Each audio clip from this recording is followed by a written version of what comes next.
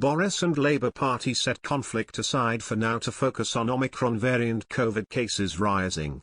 The government will hold an emergency Cobra meeting sparking fears of a lockdown due to the rising cases of the COVID-19 variant, Omicron. Senior ministers from all 4 countries of the UK are due to discuss a common response to the threat from the new variant.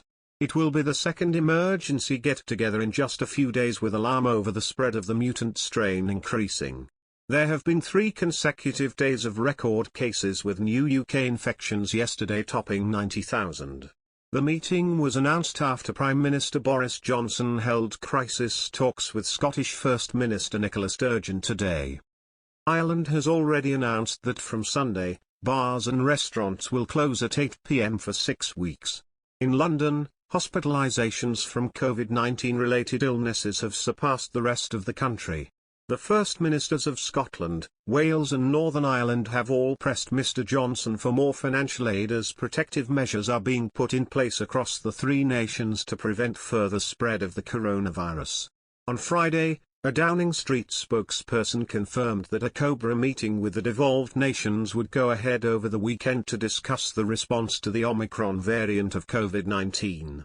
During a phone call with Mr Johnson, Ms Sturgeon emphasised the extreme urgency of the crisis for businesses in the hospitality, events, culture and related sectors, which are already suffering a severe financial impact. A spokesperson for the First Minister added, "The First Minister also made clear that the devolved administrations require clarity that additional funding support would be available, and also on how it can be triggered by any or all of the UK administrations, in the event of further protective measures being necessary to tackle the virus in the period ahead." Northern Ireland's First Minister, Paul Givan, also spoke with Mr Johnson on Friday, as did Welsh First Minister Mark Drakeford. Mr Givan said he had asked the Prime Minister for more economic support in response to cases rising. Speaking after their conversation, he said, "During the discussion, there were a number of issues that were raised about having greater cooperation and working together." He also said, "I also pressed the need for greater support from the Treasury because it is vital that those businesses that have already been impacted by the decisions that people have taken to reduce their own social contacts are given support, and that's an issue that we'll continue to make representation on to the government."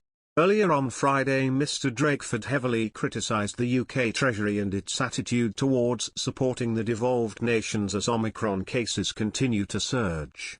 Mr Drakeford said, "Our ability to provide and sustain longer-term economic support during this new wave of this ongoing public health emergency is severely constrained by the current position of the UK Treasury and its refusal to open vital support schemes, such as furlough." He added, "These schemes should be available for all nations when they are needed and not just at the point when restrictions are introduced in England." The Welsh reaction comes as measures to delay the opening of schools has been delayed by 2 days. The aim is to provide training to staff to accommodate the changing needs and rules as the Omicron variant takes effect. Chancellor Rishi Sunak met virtually with the Confederation of British Industry, the Federation of Small Businesses, and the British Chambers of Commerce on Friday afternoon after he returned early from a trip to California. A Treasury spokesperson said, "The Chancellor spoke to business and industry leaders this afternoon." They added, "We recognise how important the festive period is for so many businesses and the government will continue to engage constructively on how it can best provide ongoing support to the businesses and sectors affected." The Prime Minister's refusal to order the shutdown of sports fixtures and entertainment venues to prevent social mingling has been criticised both by public health experts, including the independent SAGE group who want a 10-day circuit break lockdown, and by some in the hospitality industry who accused Johnson of inflicting a lockdown by stealth with no new financial support for pubs and restaurants suffering cancellations. Mr Johnson has promised to recall Parliament from its Christmas break if new regulations are needed to impose additional curbs on social and economic life. He agreed to collaborate closely with the devolved administrations to protect the public across the UK. A Downing Street spokesperson said, "They discussed the shared challenges including the economic disruption caused by COVID and will continue to work together."